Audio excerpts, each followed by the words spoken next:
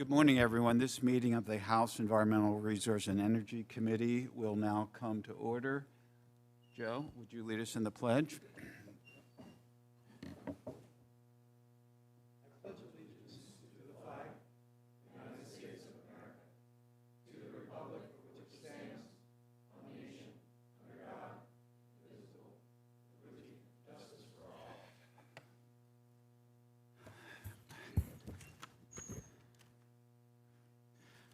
Okay, Evan, could you take the roll?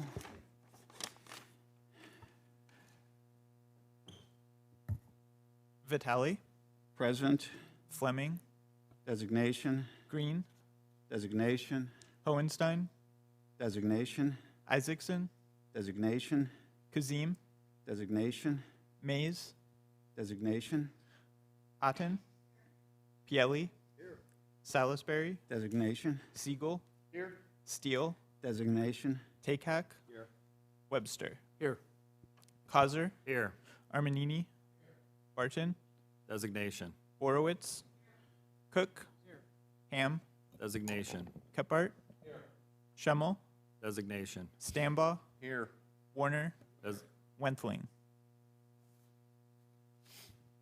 Okay, we have two bills on our agenda today. House Bill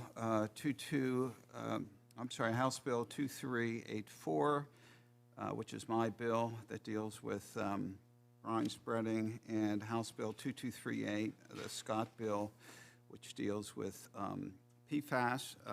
First bill we'll take up is House Bill 2384. Do we have a motion? Paul, second. Danielle, okay.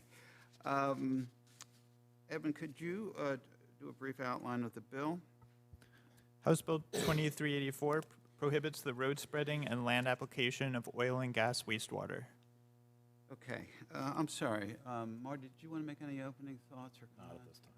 Okay, very good. We have two amendments to the bill. The first amendment is House Bill 04825, which is my amendment. Do we have a motion and a second? Paul and Joe. Okay, Paul and Joe. Very good. This is essentially a drafting, a technical amendment in the truest sense of the word. It simply replaces one letter. It replaces the letter B with the letter A, and just the correct, the reference to the correct section. So is there any questions or discussion on this amendment? Okay, Marty? The amendment is truly technical, and I'll support the amendment. Very good. On the amendment, do we have any negative votes? Okay, seeing none, the amendment passes unanimously. Thank you, Marty. The second amendment, not quite as easy, is Amendment 4872 by Cowser, Chairman Cowser. Evan, would you explain that amendment? A04872 is a gut and replace amendment to allow the road spreading of oil and gas production brine. And maybe we should do a motion and a second on that. I'll move the bill. Okay, Marty and Bud will be our first and second here. Okay, so again, Evan, is there any discussion on the Cowser amendment? Marty, go ahead, why don't you explain that? Chairman Vitale, I'm asking for support for Amendment A04872. This amendment would make clear that road spreading of conventional production brine is permitted in the Commonwealth. From our hearing yesterday, it's apparent that this is a practice that has occurred for many years. It's a practice that provides a great deal of dust suppression for rural communities. It's an issue that's supported by the Pennsylvania State Association of Township Supervisors, because township supervisors know how to take care of their communities and know the beneficial use of this product. and I'm asking for support for the amendment. Okay, I am going to call for a no vote on this amendment. We had extensive testimony yesterday. I think it's the most basic form. This is just putting waste, industrial waste on roadways. There's been testimony that this brine contains radioactive materials and other toxics, which are bad for the environment and aquatic life. We've also heard from reputable sources, Penn State in particular, but others, that the high salinity of the brine can in effect hurt roadways, that its efficacy is questionable, and it's a practice that should be eliminated.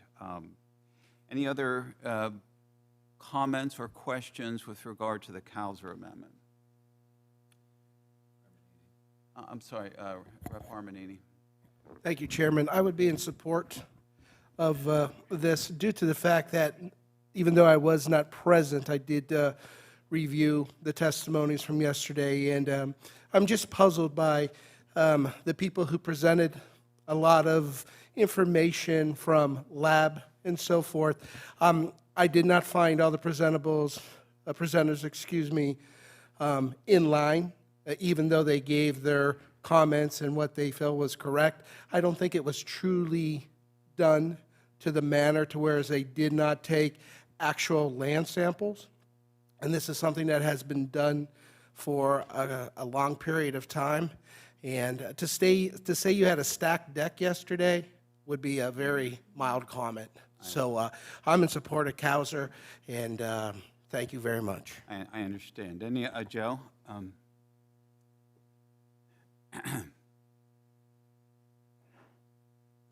Thank you, Chair. I do want to, I will oppose the amendment. I want to make two comments. One is on the issue of the affordability or the economic impact that might happen on townships. I do want us to take that seriously. There will be some short-term impacts, and I would like to see if there's a way for us to make sure that local townships don't have an economic impact that would hurt them in the short term. I recognize the long-term economic impacts for not just the townships and the localities, but also for the state as a whole of this bill is positive because it will avoid health problems and health issues. And that's my second comment, which is PFAS do cause cancer, do cause serious health consequences in neighborhoods and communities, and they come from any number of different sources. But I have a very close family member who has cancer, actually two family members who have cancer, very likely caused by the PFAS. I know. But that PFAS bill is next. Well, this is the oil spreading bill. I'm sorry then, my bad. Good thoughts, very good thoughts. We appreciate them. But in terms of the health impacts, we are needing to make sure that we're keeping people safe, and for that, to me, I think we just make sure that short-term costs and impacts get mitigated for the long-term benefits. Okay, very good. Thank you, Danielle.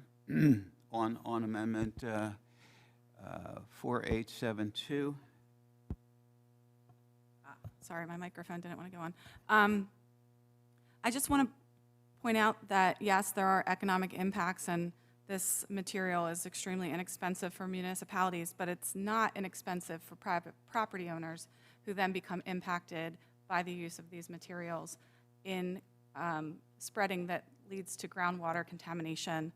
I am a private well owner in a community that would be subject to allowing road spreading. Last year, we had a water service come out to test our water. We were told that our children and animals should not drink the water. it required $4,000 worth of equipment to correct our water, to make it safe to drink and shower and cook with. And those impacts continue to become more impactful and more expensive to folks who have private wells in these communities where more and more chemicals are making their way into the groundwater. And so while it may be a cost savings for municipalities, it actually is not a cost savings for private well owners and private property owners, and puts the onus and the liability on residents to continuously be working to protect themselves against the impacts of industry, even when it's not in their backyard, and those products are being spread in their communities to save taxpayer dollars. So just wanted to point that out. Okay, Marty? You know, health impacts are important, and the one thing that's being overlooked by some of the speakers is the fact that dust pollution, dust in people's property, is a serious health issue in rural Pennsylvania. And as I said in the hearing yesterday, dust suppression is important to protect people's health. And it's very concerning to me when legislators from one part of the state and try to enact legislation that significantly impacts another part of the state. This is an issue that significantly impacts the northwestern part of Pennsylvania and quite honestly the western part of the state, because we have a majority of the dirt and gravel roads. We are the ones that have been using this product for years to control dust on these roads, to assist people with dust suppression. And to have legislators lecture us continually on the Environmental Rights Amendment and the fact that people have a right to clean air and clean water. This is providing clean air for folks in northwestern Pennsylvania. And quite honestly, legislators from southeastern Pennsylvania want to ban it. And I think that some of these legislators should come to northwestern Pennsylvania and actually see some of the roads that we're dealing with. So I would ask for support for the amendment. Okay, and I'll just sort of respond to that by saying that, you know, this bill and this issue has been brought up by people in your area, in the gas patch, who have been sickened by this. Siri Lawson, for example, who had to sue to attempt to stop this because it was sickening her, and she was, her case led to the de facto moratorium on this. So it's not just legislators from Southeast PA trying to dictate to people in the gas patch. It's people in the gas patch who are speaking out vociferously against their air and water being polluted. And I also will mention that the testimony yesterday reflected the fact that this was a ineffectual dust suppressant, performing, as I recall, no better than water. This is just waste, industrial waste, just being dumped on roadways. Before Paul? Thank you, Mr. Chairman. I just wanted to note that I am from Center County, and I found the chemical testimony yesterday about the high sodium content actually working against the goals of the spreading and potentially damaging the roads long-term, causing rutting and some of the other things. I found that particularly compelling, and therefore I will be supporting this. Abby? So although I live in a more urban area now, I did grow up in a rural area. And I drove a horse and carriage down dirt roads when I was growing up. I'm from an area where they have many Amish people. I have, lived in different parts of Pennsylvania and Ohio, some of which do use brine on their dirt roads. And I'll tell you that as I go down a dirt roads inherently are going to have dirt because they're made of dirt. And so if you have motorcycle tires, bicycle tires, horse hooves, buggy wheels, in the case of our Amish or horse-loving constituents. It's going to kick up dirt. I would rather have regular dirt than dirt that's covered in wastewater, this industrial waste that's been coated on top of it. So I'm going to have a vote for regular dirt in my lungs if I'm going to have dirt rather than wastewater-covered dirt. And as somebody who's spent a substantial period of their childhood on dirt roads, I do feel that I'm qualified to speak on the kind of dirt that I would like to be inhaling if we're not going to pave these areas. So I would say if we do want to help some of these areas, perhaps we could allot some money for paving so that they don't have to have dirt road. Although it is easier because you don't have to put borium on your horse's shoes. So thanks. Okay, Evan, would you call the roll? This is on the Cowser Amendment, 4872. Vitale, No. Fleming, Designation, no. Green, Designation, no. Hohenstein, Isaacson, Designation, no. Kazim, Designation, no. Mays, Designation, no. Otten, Pielli, Salisbury, Siegel, Steele, Designation, no. Takak, Webster, No. Causer, Yes. Armanini, Barton, Yes. Borowitz, Cook, Ham, Yes. Kephart, Schemmel, Yes. Stambaugh, Yes.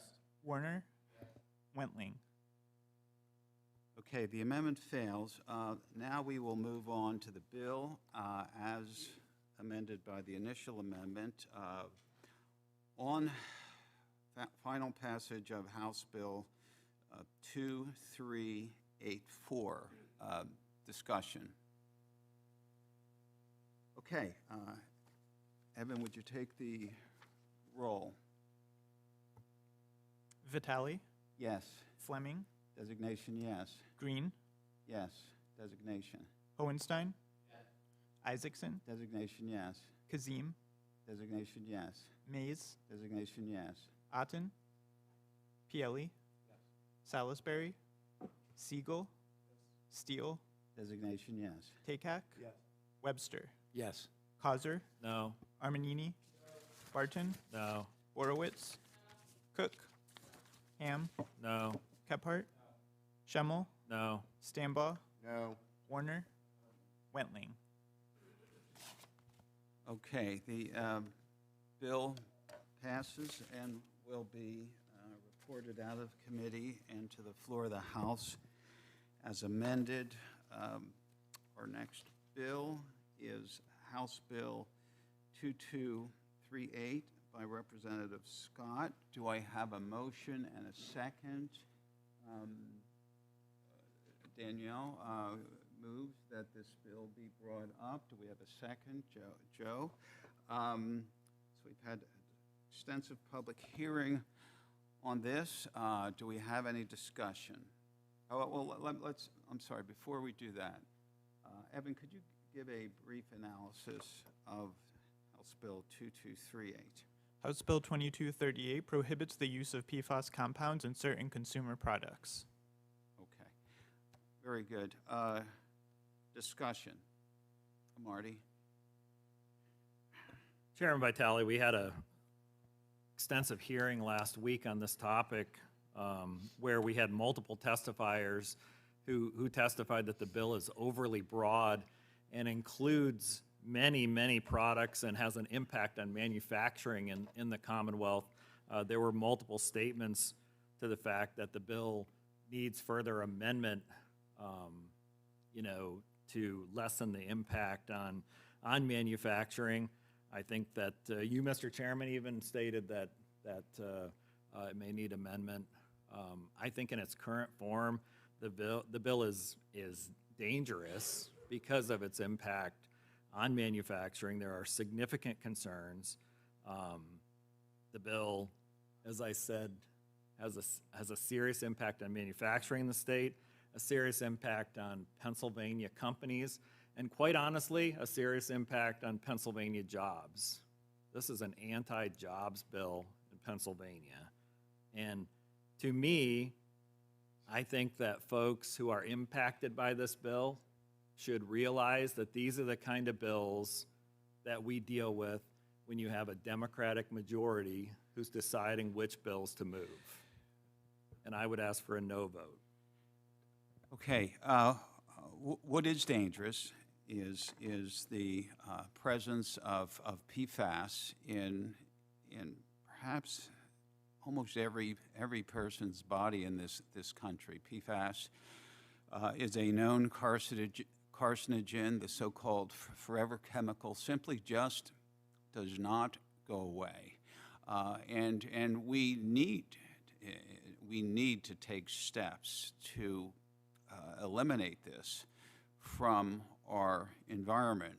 I know that the makers of the bill have spent a lot of time working with stakeholders on this, and this lays out a reasonable system, starting in 2027, providing reasonable exemptions and considering uses that can't be avoided. It is a good start to a very serious problem. We all know, we've all been around long enough to know that this is just the first step in a legislative process that involves floor amendment and Senate input. But I think that the bill in its current form provides a good base for further discussion. So understanding that no bill is perfect, but appreciating the fact that a lot of work has been done on this to date, I think that it's time to begin the process of getting good PFAS legislation relating to consumer products on the move. So I would be encouraging my colleagues to vote yes on this bill. Further discussion? Okay, Joe, and then Danielle. Thank you, Mr. Chairman.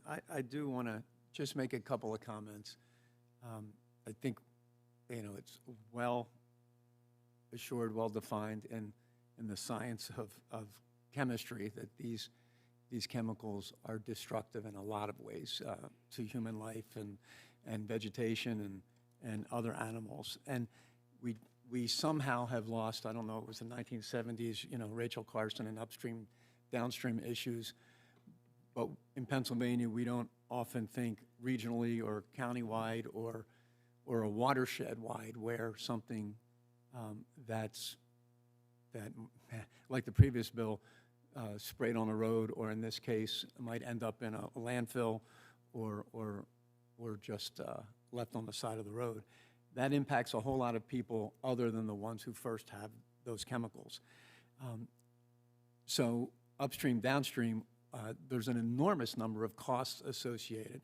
So when I hear people say it's an anti-jobs thing, I think we could economically sit back and say, oh, imagine our water companies, right? The enormity of what water is going to be in our world in the future, and the fact that removing these chemicals is actually more expensive than not putting them there to begin with. And there's a whole number of economic reasons. If we just want to focus on economics, not public health, there's a whole lot of reasons that we need to find alternative ways to, in our manufacturing processes and other places, to envision a future where we can both have a healthy economy and a healthy environment at the same time. So thank you. Thank you, Joe. Danielle? Thank you, Chairman. I just wanted to point out an email that I received this morning from someone on my staff. One of the testifiers at the hearing actually mistakenly said that they were in Senator Williams' district, but they actually are in my district. And one of their offices is in the municipality where I live and raise my children. The other one is in Count Township. The DEP PFAS report just came out this week. And I got an email from a staffer this morning that says, I have to look at this further, but something really stood out to me. The highest reading at Kings Highway Elementary School, an elementary school in Cowan Township was 22.6 parts per trillion. The state maximum level is 14 to 18 parts per trillion, and the EPA standard is 4 parts per trillion. That's 5 times the EPA standard in an elementary school in the same municipality as the testifier that was trying to hold this up so that we could amend and we could exempt their operations. I would argue that the process of regulatory oversight is extremely necessary.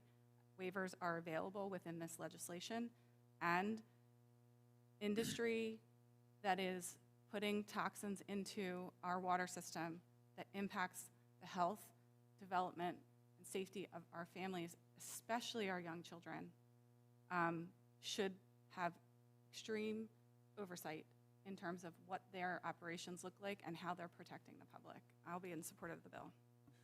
Okay, further discussion. Marty? I realize that many members were not present for last week's hearing. It was quite an extensive hearing, and we heard testimony from a number of groups.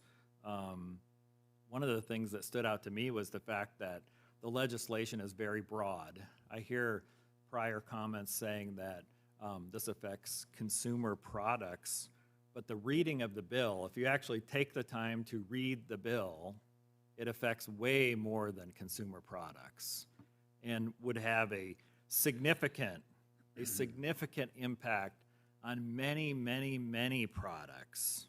And it's way more than consumer products. And it seems like many of those concerns from that hearing are simply being ignored. And that is concerning to me. And that's why I think this bill is certainly not ready to be considered on the House floor and would ask for a no vote.